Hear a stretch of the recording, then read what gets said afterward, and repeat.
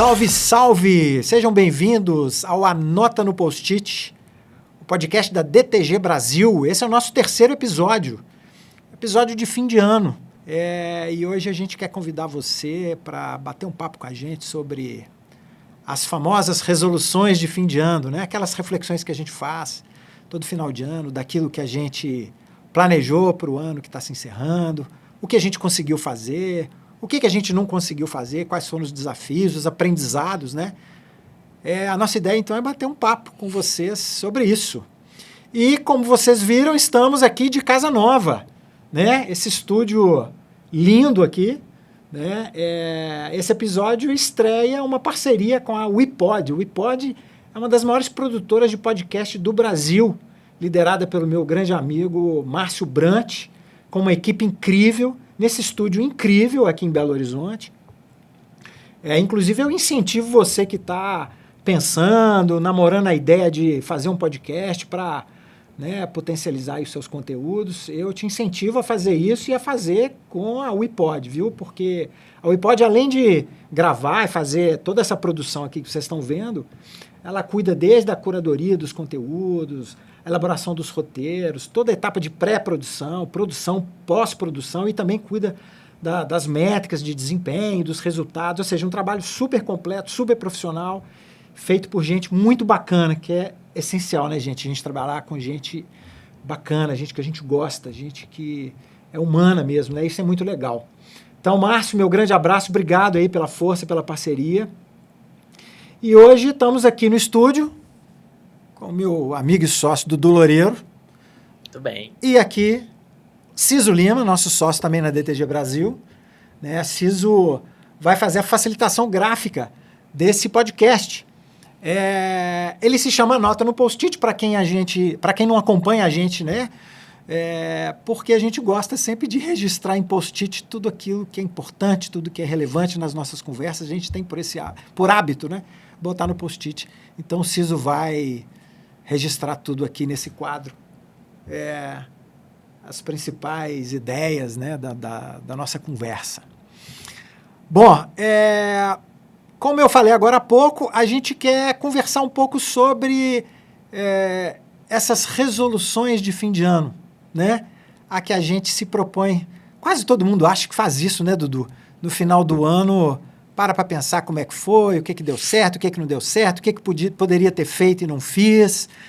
E muita gente faz as listinhas, né? Não, nesse ano eu vou fazer isso, nesse ano eu vou para a academia, nesse ano eu vou melhorar a minha alimentação.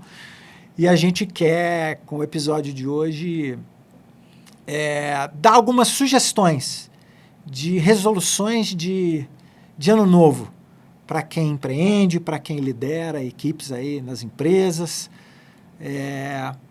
sobre 4 temas que são essenciais, né, para as organizações. A experiência do cliente, Customer Experience, que o Dudu Loureiro, meu sócio, é um grande especialista nisso. Estratégia, e aí a gente vai ter a colaboração e a participação do Eduardo Rigoto, nosso sócio também na DTG Brasil, que vai fazer uma participação aqui, ele vai mandar um vídeo para a gente. Inovação, eu vou falar para vocês um pouco sobre inovação, sobre coisas que a gente pode fazer em 2024. E cultura organizacional, com a participação da Priscila. Priscila é nossa parceira, sócia fundadora da Beehive, uma consultoria de estratégia e cultura organizacional. Dudu, você tem hábito, velho, de fazer lista, essas coisas de fim de ano? O que eu vou fazer de diferente no ano que vem? Você tem hábito de fazer isso, cara?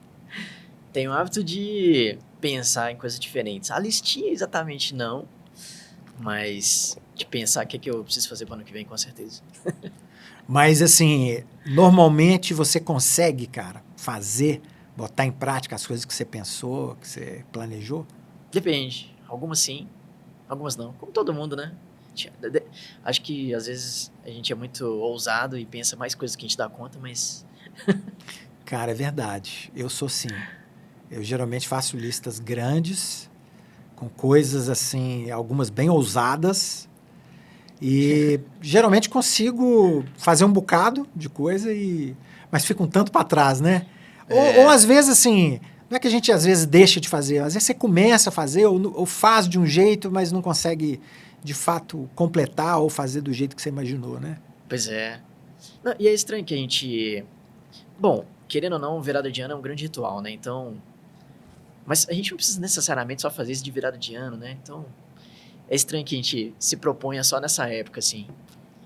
Seja emagrecer, seja fazer o que for. Esse ano, por exemplo, eu pensei assim, não, antes do final de ano, eu quero sentar para tomar um café presencial, ao vivo, com alguns parceiros, clientes e tal. E eu comecei a fazer isso agora, no meio do ano pra cá e tal, né? Poderia ter sido... Primeiro eu tinha pensado pro ano que vem. Aí eu pensei, por que pro ano que vem? Vou fazer isso agora. Enfim. Mas é assim mesmo, né? Eu também. Eu planejei algumas coisas que não fiz. Por exemplo, eu planejei terminar de escrever o meu livro. Estou escrevendo um romance que tá duro, viu, bicho, de terminar. Não consegui, assim. Avancei, escrevi um pouco mais, mas tá longe de terminar ainda. Uhum. E também falei que eu ia gravar minhas músicas, mas não consegui. Consegui compor mais, mas gravar mesmo, que é bom, nada. Mas lá no trampo, lá na DTG, a gente conseguiu, né, realizar algumas coisas que a gente planejou. Esse podcast é uma delas, né? A gente Sim. pensou em criar esse podcast, produzir, e a gente conseguiu, né? Acho que não do jeitinho que a gente planejou, mas com ganhos também, né? Porque saiu diferente, mas com ganhos. Tá aqui hoje fazendo esse podcast com essa parceria com a iPod, acho que é um ganho, né? A gente começou de um jeito e está terminando o ano com um podcast de pé, mas de um jeito diferente, né? Sim. Não, sair do lugar é importante, né? Talvez não tenha tantos episódios assim, igual a gente gostaria, mas assim, aconteceu, né? A gente acabou de fazer uma turma de facilitação, por exemplo. Pô, foi quase no final do ano, mas aconteceu, então... que bom, né? E acho que é importante a gente poder dar valor, né, para as coisas que a gente conseguiu fazer, né? Porque a gente, quer dizer, não sei, eu vou fazer uma generalização que ela tende a ser burra, né? Mas assim, a gente tende a olhar mais para aquilo que a gente não conseguiu fazer, né? Que a gente, falei que eu ia fazer isso esse ano, não consegui. Mas a gente tem que, cara, celebrar e comemorar as coisas que a gente conseguiu, né, cara? Botar de pé, mesmo que não do jeito planejado, mas a gente conseguiu fazer muita coisa. Para pensar aí. Quanta coisa você pensou em fazer e que de fato você conseguiu fazer, né? Então acho que isso é importante nesse momento. Bom, certeza. Vamos partir para o gol aqui, que é o tema desse episódio, que é o que é que você pode fazer em 2004, tá? Para 2024. 2004 ficou longe, né? Pois é. O que você pode fazer em 2024 para ele ser um ano diferente, para ele ser um ano melhor, tá? E eu quero começar, então, pedindo para o Dudu falar nas famosas listinhas de fim de ano, né? O que as pessoas, as empresas, os líderes que estão acompanhando a gente podem fazer em 2024 para ter um ano mais cuidadoso com a experiência de seus clientes? Customer Experience. O famoso CX, né? É isso. Mas assim, independente de siglas, definições e tal, acho que o importante é ter um olhar cuidadoso com o cliente. Isso acho que já se tornou assim, básico, embora muita gente ainda não faça. O que é curioso, né? Bom, o nosso dia a dia é ajudar nossos clientes a fazer isso e a gente gosta muito, né? Eu gosto muito de visitar cliente na casa das pessoas, conversar com elas, entender o ponto de vista delas, entender comportamentos, entender desejos, entender dores, né? Os perrengues e tal. Adoro fazer essa parte. Mas a gente tem que também distanciar um pouco da paixão aqui, né? Tem motivos concretos e reais pra gente fazer isso, motivos de negócio, né? A gente não presta atenção no cliente por um acaso. Você tem um retorno aí, né? Você vai fazer com que os clientes cheguem em você, você vai fazer com que os clientes retornem, ou seja, que a gente fidelize esse cliente, você vai fazer com que esse cliente recomende você, ou seja, é muito estratégico, né? A gente prestar um pouco mais de atenção no cliente. No nosso caso, a gente, inclusive, recomenda que preste muita atenção, né? Que você faça uma cultura, de fato, orientada ao foco ao cliente, né? Legal. Pensei numa listinha aqui. Legal. De recomendações. A primeira coisa tem a ver com essa minha introdução aqui, que é dar esse tema a devida importância, né? E como que isso materializa dentro das empresas, quando a gente fala de dar esse tema a devida importância? O que a gente vê direto nas nossas consultorias é assim, beleza, vamos começar um projeto de CX, vamos. Quem vai cuidar? Ah, não, vai ser fulano, vai ser compartilhado, eles fazem as coisas deles, mas também vão cuidar dessa história. E acaba indo pra frente. Beleza, você tem um pool inicial, seja por meio de um sprint, uma iniciativa inicial, mas isso acaba morrendo ao longo do tempo, né? Então, a primeira dica que eu daria é eleger responsável ou responsáveis para ficar dedicados a tomar conta da qualidade da experiência do cliente na empresa. Você está falando, então, que a gente consegue perceber que há um interesse legítimo das empresas, das pessoas, né, pelo cliente, de tentar entendê-lo, tá? Mas que há uma dificuldade da empresa ou das equipes se comprometerem na execução dessas coisas. Seria isso? Falta comprometimento, talvez não por falta de interesse, mas porque as pessoas têm muita coisa para fazer, né? A operação interna da empresa está correndo, assim. Então, se você não coloca alguém, ou alguém, né, uma equipe que seja, dedicada ao tema, geralmente as iniciativas elas se perdem pelo caminho, né? Acabam não sendo implementadas, ou pelo menos não implementadas da forma como foi concebida por meio do processo de design, né? Então, bota alguém para ficar responsável, para conversar com as áreas internas da empresa que, de alguma forma, impactam na experiência do cliente, para reunir dados relativos a essa qualidade da experiência do cliente, que demonstram esses sintomas, né, do que está acontecendo. Inclusive, é o meu próximo item aqui. Para alguém que, pelo menos, orquestre, organize uma investigação profunda de o que está acontecendo com a experiência do cliente, né? Mas sem entender que se dedicar a entender o cliente, a conhecê-lo e a desenhar coisas para ele, isso não é exclusivo de um ou outro departamento, de relacionamento com o cliente, atendimento, CS, Customer Success. Não é isso, né? Não é. Assim, quando eu falo de colocar alguém, empoderar alguém para isso, é meio que metáfora de dono, né? Então tem alguém que é responsável por esse assunto da empresa, mas não é ele que executa, não é ele que centraliza as coisas. A empresa toda tem que ter uma cultura orientada ao cliente, né? Mas essa pessoa faz as coisas andarem, né? Essa pessoa aciona as pessoas. Essa pessoa aciona, organiza, toma conta dos fluxos relativos à experiência do cliente, né? Então, quando eu falo de fluxo, beleza. Quais são os sintomas que mostram que a experiência do cliente não está legal? Seja reclamações, seja nota baixa no NPS, seja o que for.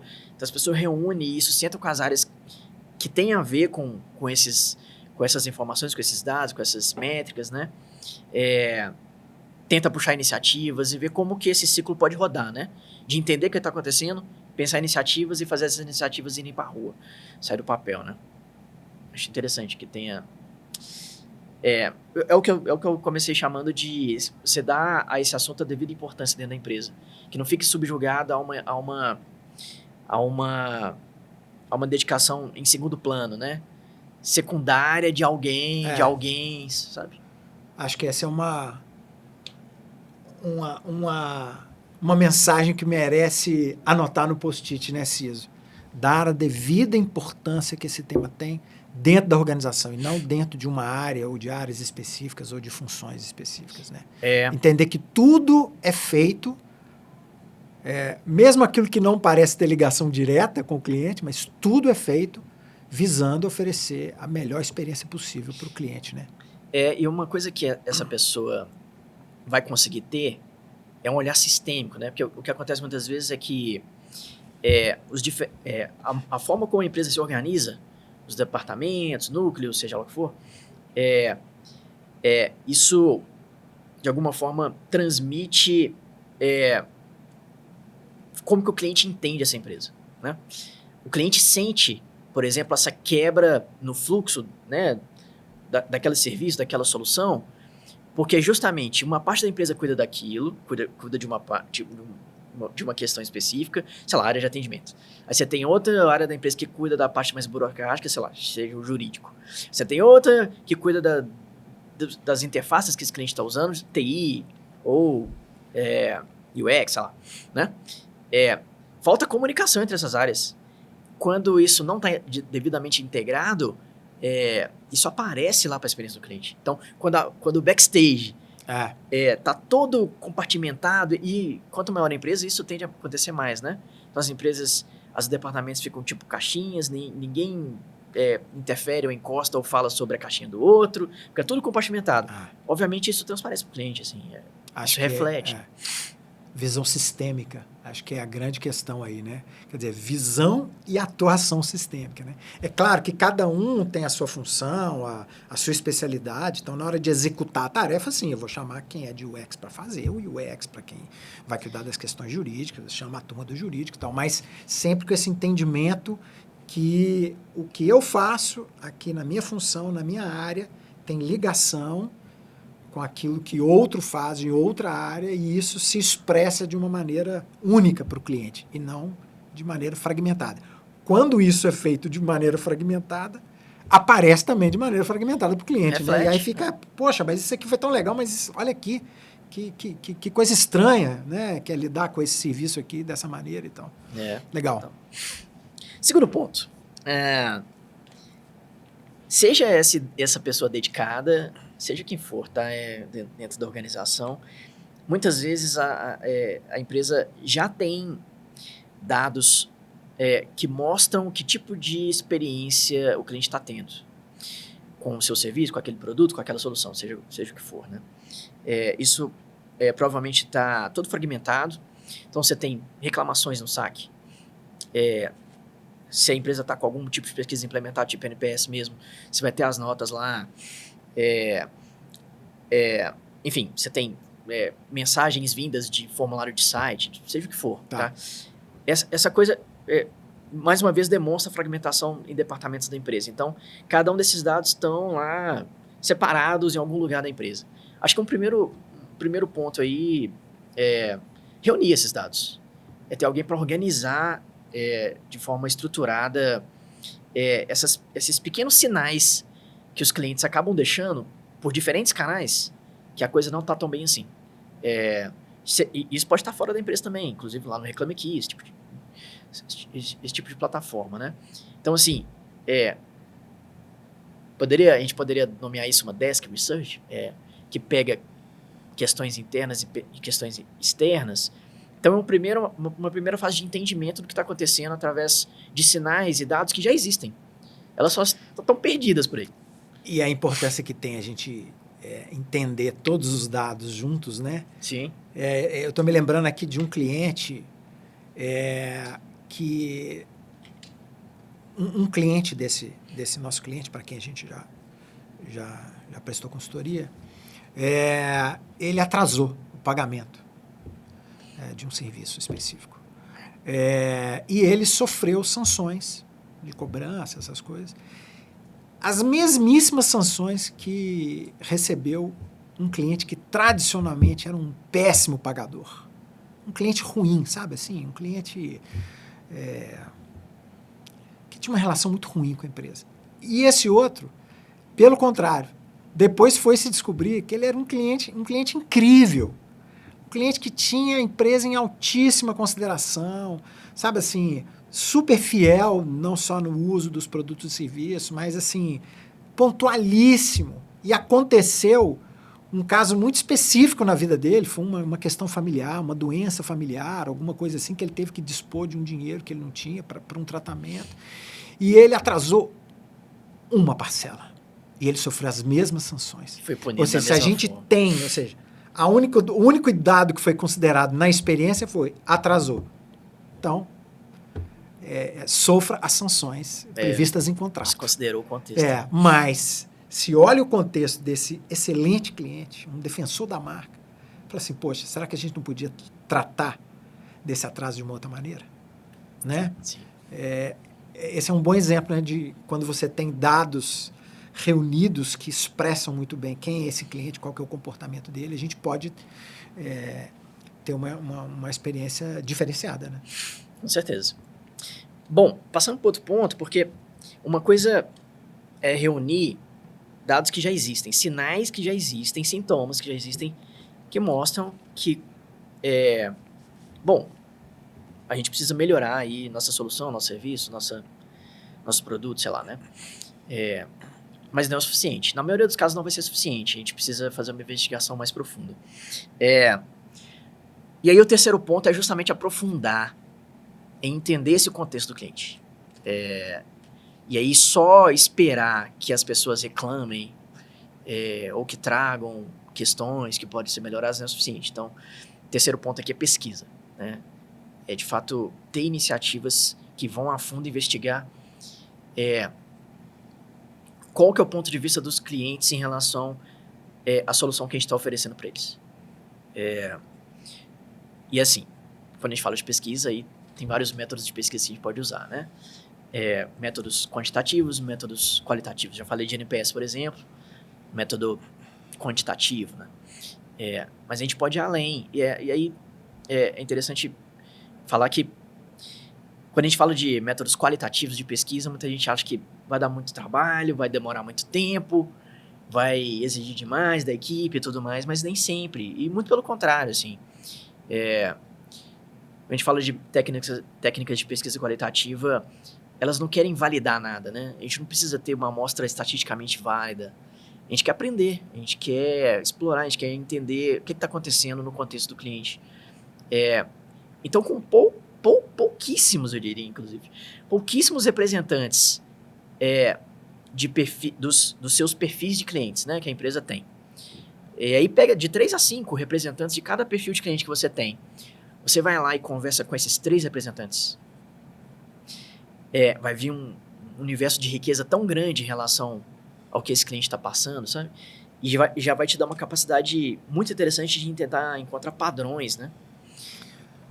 Padrões de dores, padrões de desejos, padrões comportamentais, que podem te levar a pensar seu serviço, sua solução, sobre um outro patamar, assim, sobre uma outra perspectiva do que de fato está entregando valor, o que não entrega valor. Então te embasa, na real, a tomar decisões estratégicas em relação à sua solução. Cara, tem uma coisa interessante nisso que você está falando, é que a gente vê, né, e a gente é muito acionado e procurado, né, pelas empresas para fazer isso, geralmente quando tem um projeto, né, e aí vai se iniciar alguma. Tem uma demanda e você vai iniciar um projeto, né.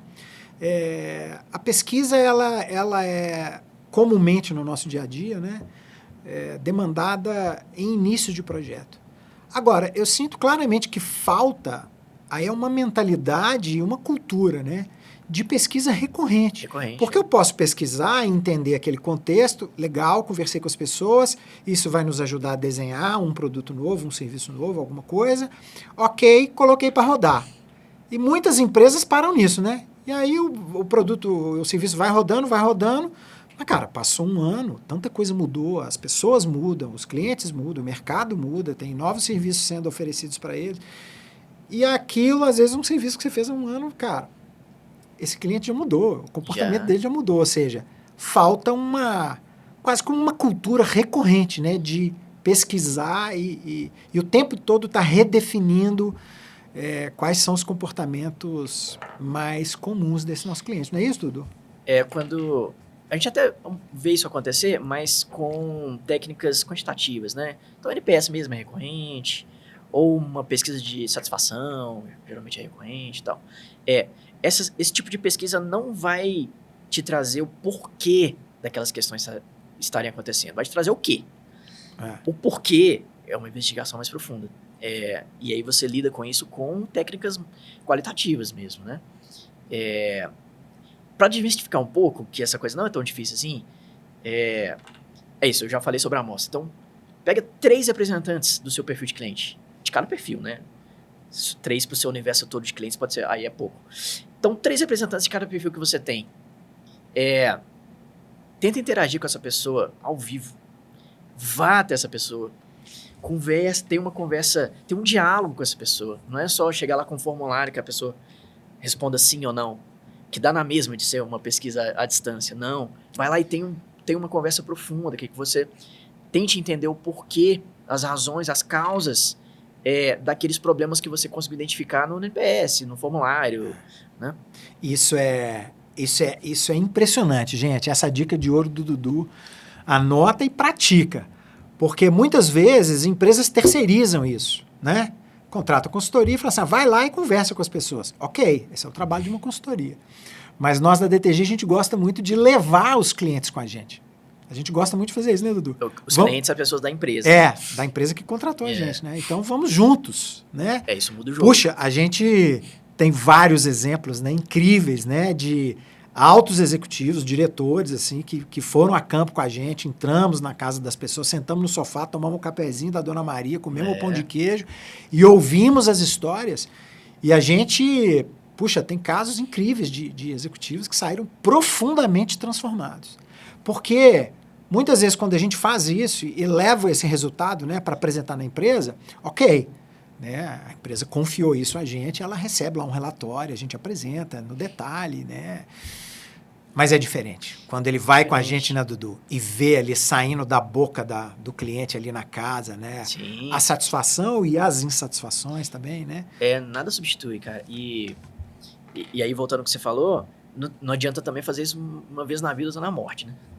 Faça isso de forma recorrente. Forma recorrente é todo dia? Não. Toda semana? Também não. Mas assim, todo mês a gente vai conversar com pelo menos 3 clientes. De 3 em 3 meses a gente vai conversar com uma amostra interessante de clientes, sabe? É tão pouco, né? Pô, conversar com 3 clientes por mês? Já vai trazer tanto insight. Assim, mas tanto. É inacreditável, assim, sabe? E uma conversa aberta, né? Sem ficar fazendo questionário, né? Diálogo, Assim, chega lá, e aí eu vou, se quiser uma referência, tem uma ótima da Yin Yang, que é uma autora que eu adoro. Ela lançou um livro esse ano, que é o Tempo de Escutar, que ela fala sobre escutativa. E tem a tradução já, tá, desse livro. Da Miris, que é uma amiga de São Paulo. E, cara, ela fala justamente isso. Você não vai pra uma conversa dessas... porque muitas vezes a gente vai pra uma conversa, a gente fica pensando no que a gente vai falar, né?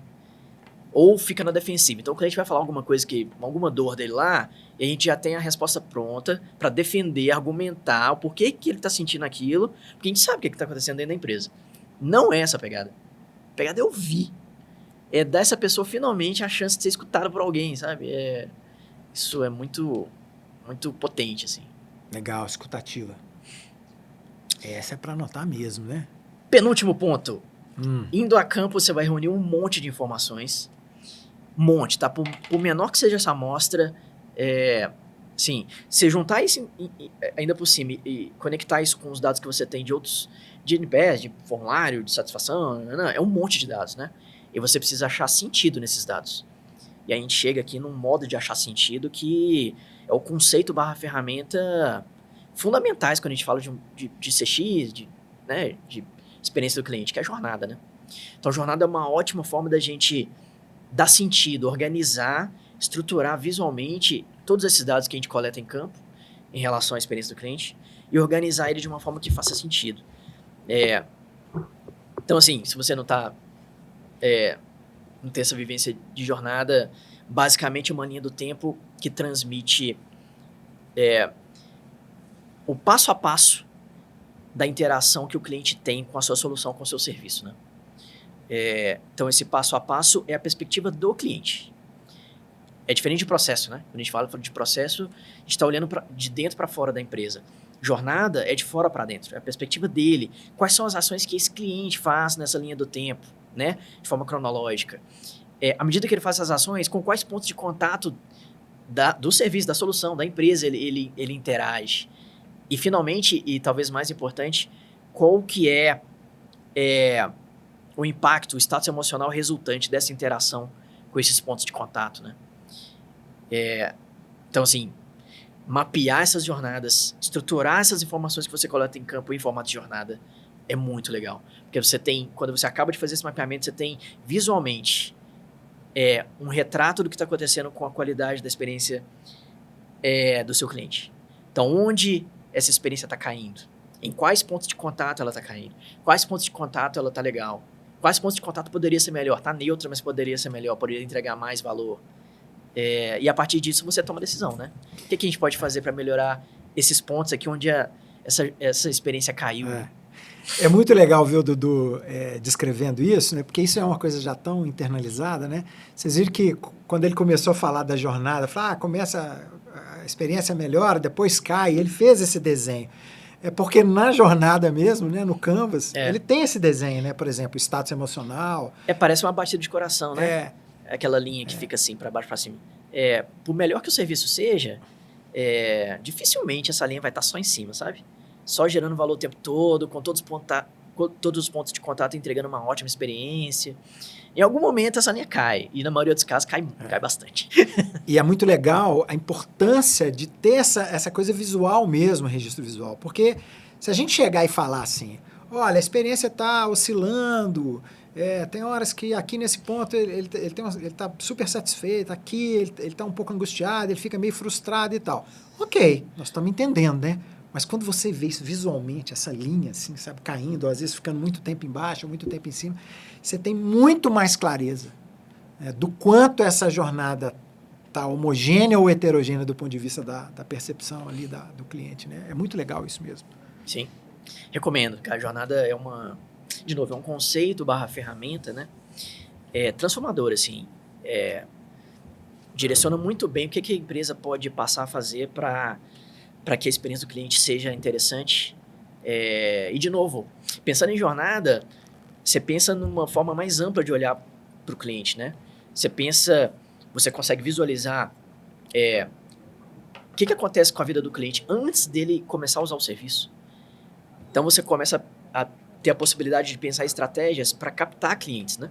Aí tem um meio, beleza, todo mundo geralmente fica só no meio, ou seja, enquanto o cliente está interagindo com você, mas vai a quem antes dele interagir com você, antes dele tomar conhecimento que você existe, e vai além.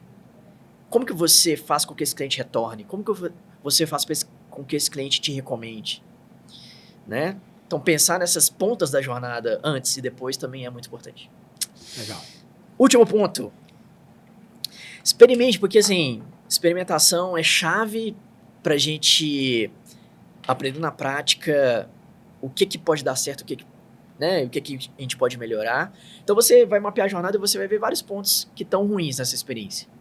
Aí você pode pensar, beleza, o que a gente faz para melhorar? E você vai sugerir ações, iniciativas para melhorar pontos de contato, para criar outros pontos de contato, até para extinguir pontos de contato. De repente tem ponto de contato que não gera nenhum valor, pelo contrário, só atrapalha a experiência do cliente. Beleza.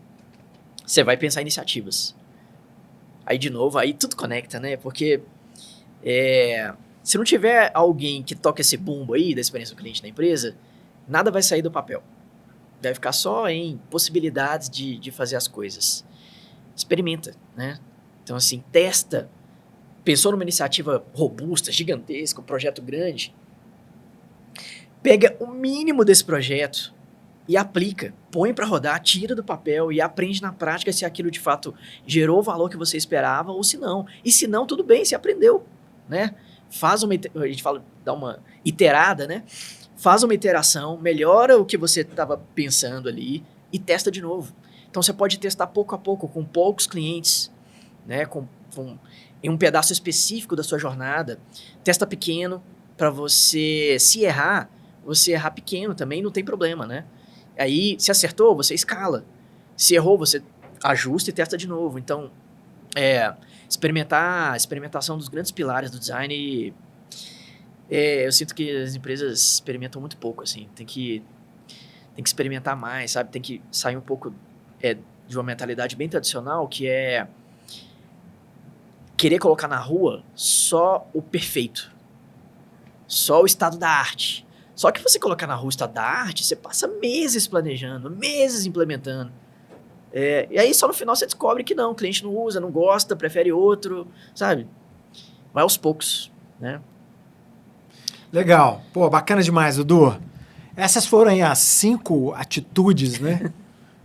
Para melhorar, para você que quer melhorar a experiência dos seus clientes, né? Pô, legal demais. Né? Se fizer um pouquinho disso aí, Nossa. você já vai ter um 2024 melhor, seu cliente vai sentir a diferença, né? Isso é impressionante como que eles percebem, né? Assim, as pequenas mudanças, as pequenas melhorias, os clientes percebem, né? E valorizam isso. Pô, legal demais.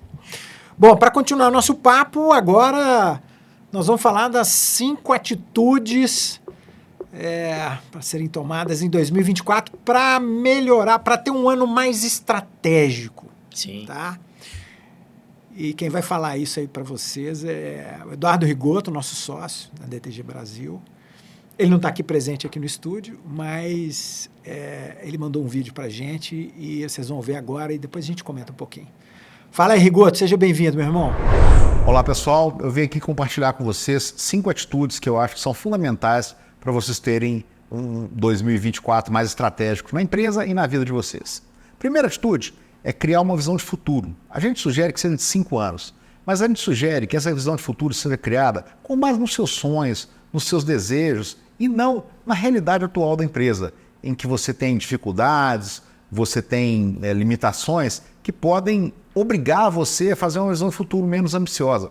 Pense uma visão de futuro baseada no seu sonho e não no que você está vivendo hoje.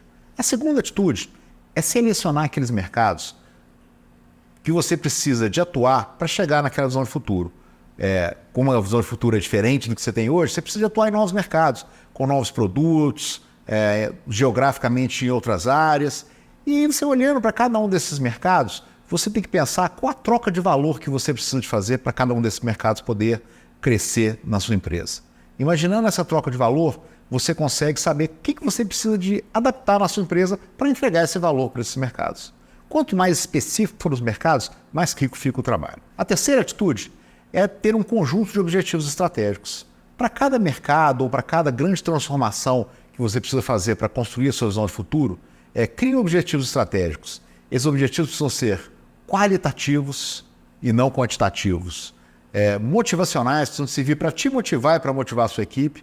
Precisam de ser claros, todo mundo precisa entender rapidamente o que eles são e eles precisam te permitir o foco. O objetivo não pode ser muito amplo. Quanto mais específico o objetivo, mais foco ele permite que você tenha. A quarta atitude é que para cada um desses objetivos, você escolha formas de medir se você está evoluindo na direção do objetivo.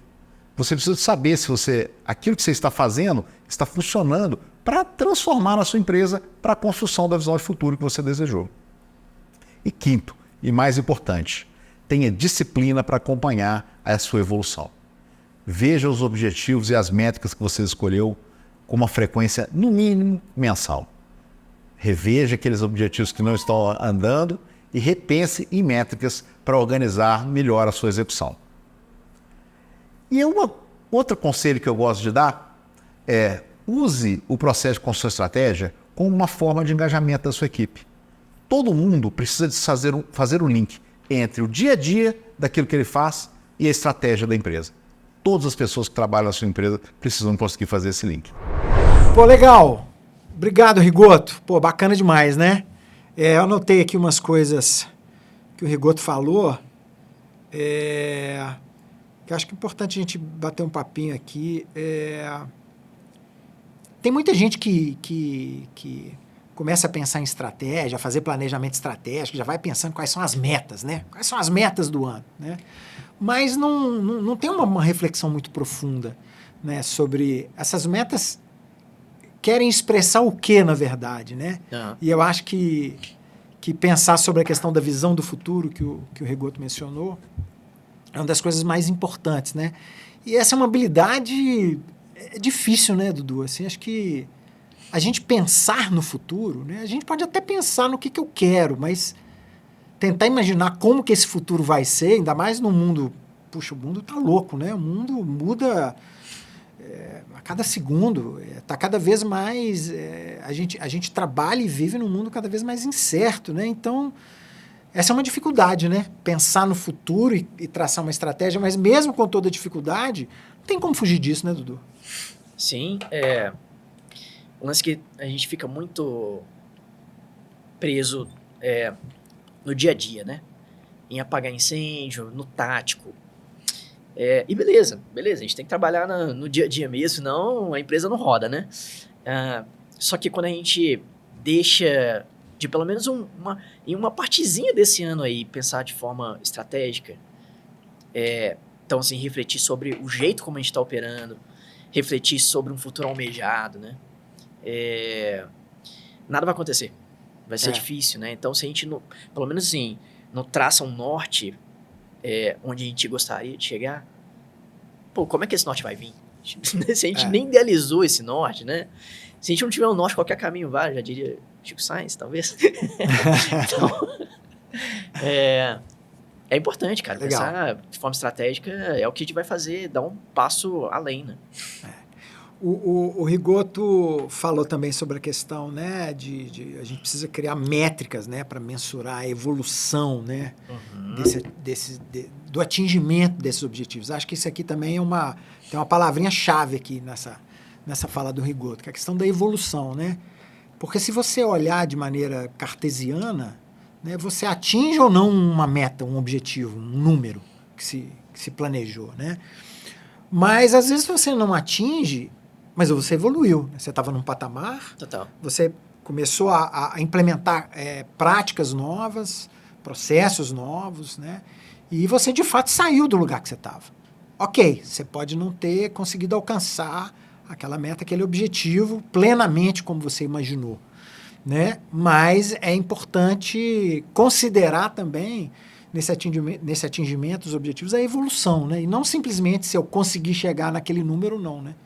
Porque senão, às vezes um bom trabalho, mas que de fato não chegou no número, ele passa a não ser valorizado, né?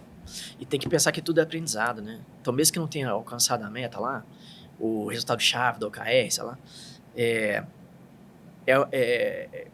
hora de refletir, de fazer uma retrospectiva. O que aconteceu? O que a gente pode melhorar para no próximo ciclo, o próximo trimestre, OKR, ou sei lá, a gente conseguir chegar nessa meta?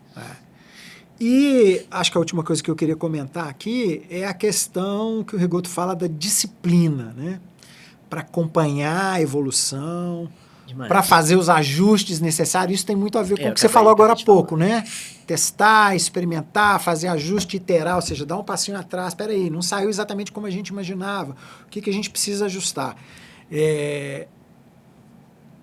Ter disciplina para acompanhar, para reunir as pessoas, todo mundo que está envolvido com aquilo. Na verdade, a organização toda precisa estar envolvida, né? Mas, assim, fazer com que todos que participam desse movimento estejam conscientes, né, de todos os avanços que a gente conseguiu, daquilo que a gente não conseguiu, daquilo que a gente precisa rever, né? Então, acho que essa disciplina de que o Rigoto fala, ela tem muito a ver com uma consciência, né, de que é um processo, todos nós participamos dele, assim como você falou na jornada da experiência do cliente, né, é sistêmico. Nós estamos falando de estratégia da organização, vai ter alguma coisa que o departamento X vai ter que fazer para que esse objetivo seja alcançado. Mas também vai ter uma coisa que o outro departamento vai ter que fazer para que esse mesmo objetivo seja alcançado. E como que essas coisas se interagem sistemicamente, né? Então, essa disciplina também requer uma visão integrada e sistêmica da estratégia como um todo, né? E de como que a gente pode atuar em grupo também, né? Para alcançar essas coisas, né? Acho que isso é essencial também, né, Dudu? Acho que o dia a dia nos engole, né? Então, disciplina é essencial. E tem grau de maturidade de disciplina, né? Também não se cobrem tanto assim. Começa aos poucos, né? Então, no primeiro ano que a empresa está encarando de forma mais... com mais seriedade, um planejamento estratégico e tal. Bom, a maturidade vai ser X, né? No ano que vem vai ser 2X com certeza. Então, acho que essa disciplina vai evoluindo também. Isso é legal você ter falado, porque a gente vê claramente, né? Os clientes que fazem planejamento estratégico de maneira recorrente, é impressionante, né? A curva de aprendizado. Sim. Na segunda vez, cara, a turma já apanhou na primeira, sabe, já conseguiu identificar vários gargalos ali do próprio processo de planejamento e também dos vacilos na execução, onde que eles têm que colocar mais atenção, mais disciplina. E aí, no outro ano, isso fica mais azeitado ainda. Impressionante, né, Dudu? Como que as pessoas aprendem com esse processo. Tem uma evolução, né? Pô, legal demais. Pessoal, nós ainda vamos fazer as nossas resoluções de fim de ano ainda sobre inovação e sobre cultura organizacional, tá? Mas a gente vai deixar isso para o nosso próximo encontro, tá? Nós vamos encerrar aqui com essas duas listinhas aí. Essa primeira que o Dudu trouxe, sobre experiência do cliente. Espero que ajude. E essa segunda que o Rigoto também trouxe para vocês, sobre como ter um ano mais estratégico. Eu espero que isso seja valioso para vocês, porque mesmo para a gente que já lida com essas questões, né, sempre é valioso, né, relembrar cada uma delas, a importância de todas elas. Então, eu espero que você adote aí, se não todas, mas várias dessas dicas, dessas práticas, e, de fato, seja um ano diferente para vocês, tanto na experiência do cliente, quanto nas questões estratégicas. Beleza? Dudu, obrigado. Ciso, pô, brigadíssimo. Anota no post-it, a gente sempre deixa aqui depois, aqui na descrição, um link aonde os registros, a facilitação gráfica que o Ciso fez aqui, possa ser acessado por vocês. Vocês podem, inclusive, esse é um link que a gente tem no Miro, vocês podem, inclusive, contribuir, né? Deixar lá também as suas contribuições a respeito desses temas. Tá bom? Eu agradeço a participação de você que acompanhou a gente aí. Fica atento que semana que vem a gente lança a segunda parte desse episódio com as outras listinhas que a gente preparou para 2024. Pessoal, grande abraço, obrigado e tamo junto aí. Semana que vem tem mais Anota no Post-it. Abraço.